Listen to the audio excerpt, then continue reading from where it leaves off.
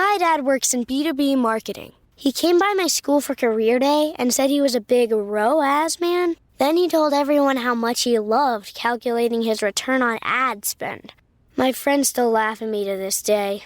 Not everyone gets B2B, but with LinkedIn, you'll be able to reach people who do. Get a $100 credit on your next ad campaign. Go to linkedin.com/results to claim your credit. That's linkedin.com/results. Terms and conditions apply. LinkedIn, the place to be, to be. Ryan Reynolds here from Mint Mobile. With the price of just about everything going up during inflation, we thought we'd bring our prices down. So to help us, we brought in a reverse auctioneer, which is apparently a thing. Mint Mobile Unlimited Premium Wireless. How to get 30, 30, bit to get 30, bit to get 20, 20, 20, bit to get 20, 20, bit to get 15, 15, 15, 15, just $15 a month? Sold! Give it a try at mintmobile.com/switch. $45 upfront payment equivalent to $15 per month. New customers on first 3-month plan only. Taxes and fees extra. Speed slower above 40 gigabytes. See detail. Hey guys, welcome to this week's podcast episode. And I've got a fantastic guest for the audience today talking about discovering your life's purpose with Ian Chamandy coming out of Toronto, Canada. He's got really fascinating thoughts and ideas. I'm really happy and excited to share Ian with the audience and talk about life's passion and purpose. So Ian, welcome. Thank you very much. I'm looking forward to talking to you. Yeah, shortly introduce yourself and we'll dive right into the conversation. Sure. A lot of times I get asked how I got to where I am. And it starts right after university. My first job was as a copywriter in an advertising agency. And I'm trying to write stuff for my clients. And it's so bad. It's all cliche driven. It's all superficial. It's just crap. I went to one of the art directors and I said, can you make me a sign that says, is this true? And I put it up on the wall beside, not computer at the time. And it was supposed to be a constant reminder to me to get at the true authenticity of the company or the brand or the product or the service, to be talking about it in a substantive way. And the sign didn't help me that much, but what it did do is it launched me on a lifelong quest for what is true, what is authentic, what is at your essence, your strength, your secret sauce, your superpower. And exercise that in various strategy roles through my career. But then I met a guy and we became partners in a company called Blueprint. And Blueprint, we evolved into this. This was not our initial plan. Our initial plan was to be 1 foot in the management consulting world, 1 foot in the creative agency world. So we're bringing a creative approach to helping you solve your business problems. What happened over time is we picked up little pieces, and those pieces started getting used over and over again with clients. And what happened was the recurring pieces started being the product, and it had developed into this full-blown methodology. And that methodology defined what made you uniquely remarkable as a company in 7 lets. So it defined the organization's secret sauce in 7 words or less. That's step 1. Step 2 is to use that to build the strategic narrative of the organization. Fancy name for what guides all of the branding and the marketing and the sales, everything about the communications of the organization. Then step 3 is to take that short phrase, 7 words or less, what makes you uniquely remarkable, and design how the company is going to operate. What's its structure? Is it public or private? What are its HR practices? How do you develop products or services? How do you bring them to market? All the day-to-day machinations of the organization. So it developed into a 3-part methodology where we define what makes you uniquely remarkable in 7 words or less, and have it guide everything you do, all of your operations and everything you say, all of your communications. And that's how you make all of the activities of the organization consistently uniquely remarkable. because they're being guided by that short phrase that defines what makes you uniquely remarkable. I think that is the single most important strategic asset of any organization, knowing that one thing at your essence that makes you uniquely remarkable. If you buy into what I'm saying, the sad thing is 98% of companies in the world, organizations, charities, not-for-profits, foundations, don't know what that is. They're flying blind. And so at the end of the process, I can tell you what a CEO and the senior leadership team and actually everybody in the organization feels like. They feel like the veil is lifted and the fog cleared. And they finally understand what this beast is that they're running or working for, what their role is inside it. And it's, hell yeah, this is what I signed up for. So that's how my corporate product blueprint developed. And then what happened? COVID hit. And I said to my business partner, we ain't getting any business for 12 to 18 months. Now, sadly, he died during COVID. He didn't die of COVID, but he died during COVID. So I got my coaching certification and became an executive coach. And when I hung out my shingle, I was a generic coach, like so many millions of other generic coaches.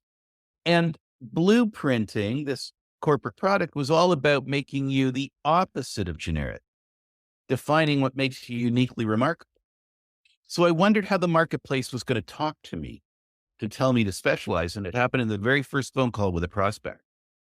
He said, the pandemic has me rethinking my life. I don't like my career. I don't like where my life is heading. I want to live a life of meaning and purpose. And I said, awesome. What's your purpose? And he said, I don't know. And what it made me realize, I could take this sort of behemoth that I had created for corporations, strip out everything that didn't pertain to an individual, add in some things that did pertain to an individual, pull up. You have an individual blueprint that in which you define what makes you as an individual uniquely remarkable. That one thing at your essence that makes you uniquely remarkable. Define it in 7 words or less, and then use that to redesign your life. So the final step, and I'll shut up in a moment, is that I had a 4-time corporate client. Every time he became a CEO of a new organization, he hired me to do a blueprint. He wanted to know, what the heck is this thing that I'm embarking on leading? And when I told him about the personal blueprint, he said, we need to make that into an online course so that rather than you doing that one-on-one with your clients, you can do it one to millions, and you can help millions of extraordinary people discover for the first time in their lives what it is that makes them uniquely remarkable. And then have that guide their life so that they can live a uniquely remarkable life. So that's my journey. I'll shut up for a moment and maybe let you ask a question. Yeah, it's a really interesting introduction. And I think that covered quite a lot of the questions that people were having during your. One thing is talking about is you talked about these catalysts, COVID, and what steps can individuals take to discover their personal purpose, and how can defining this purpose lead to a more fulfilling life? So finding your purpose yourself is really difficult. It is, it's like doing therapy on yourself, but a good place to start. And I do the same thing with corporations. When they hire me on to do a blueprint, they say, how do we prepare?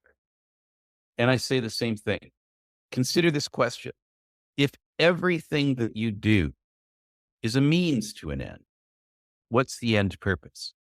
And it discombobulates them because they think that everything they do, making this product, offering this service, is their purpose. It's not.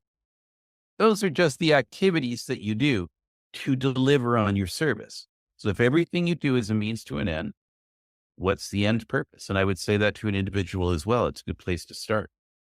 If everything you do is a means to an end, what is it that you're trying to accomplish?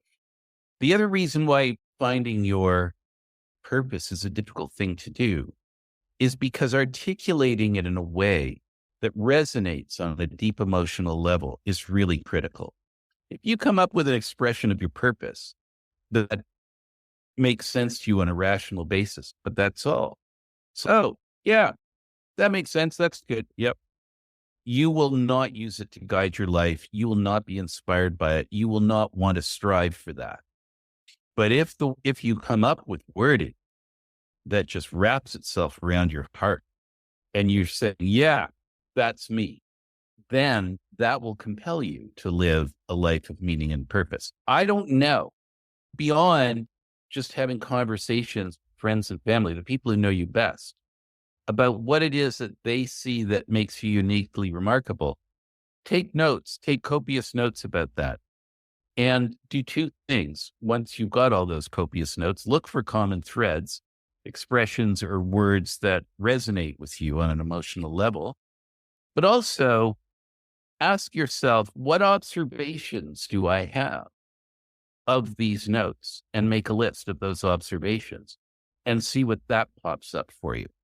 A little bit of that kind of thing is in my course, especially making observations of what you have written down about your life.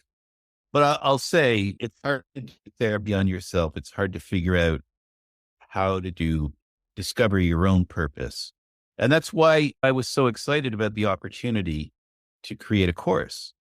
Well, I was saying to you, sorry, I didn't finish off that point about finding the right words. Most people don't have that capacity for language that allows them to, oh, I've got a concept in my mind that I think is the purpose. How do I express that? And when they try to do that, the words don't ring with them, even though the concept is right. And that's not a criticism. It's just that most people, if everybody had that facility for words, we'd all be writers, right? So what we do in our course is we've built AI right into it, and we call it Wordsmith. And Wordsmith is your partner. So as I'm leading you step by step down this path to reveal your beliefs, wants, and talents, which are the raw material for your purpose, and then to use them to figure out your purpose, you're doing that in partnership with this incredibly intelligent AI assistant that we call Wordsmith to help you find the words. I would say your best bet for finding your purpose is to take my course. That's self-serving. But if not, then try those other things and see what you come up with. Yeah, really interesting. The other question is, in a world filled with distractions and external pressures, how can people stay focused on living a life of meaning and purpose? And I know we have around 2-3 minutes. We could keep it short. And then how can the audience find you and follow you and reach out to you? Sure. So I'll tell you what my purpose statement is in 7 words or less. It's transforming confusion into clarity. And that's my special talent. Everybody has their own, but I have a special talent. When you come to me with a complex problem that you're having trouble, I have an ability to help you deconstruct it into simpler elements until the answer becomes self-evident, right? It's just so obvious. And that expression, transforming confusion into clarity, I love. That's me. That is me. And so that keeps me grounded in everything that is me. Because I always ask myself the question, I'm contemplating doing this, or somebody asks me to do that. Can I leverage my strength of transforming confusion into clarity? Let's say it's a career. Let's say somebody's offering me a job. Does that career give me a good opportunity to leverage my core skill, transforming confusion into clarity? And if yes, then that's a good job opportunity. And if no, it's then why am I thinking about that? So it's a decision-making. At its root, purpose is a decision-making helper. Just by saying, whatever it is that I'm contemplating, is it aligned with my purpose, my 7 words or less, or not? And that helps you make decisions and stay grounded in who you are, rather than going off on all these directions and finding out, oh, I didn't like that one. I didn't like that one. Figure it out in advance by knowing your purpose and help you make better decisions. Yeah, really fascinating discussion. And I encourage all the audience to check out Ian's socials, give him a follow and check out his work. And thanks so much for coming on. Thank you very much.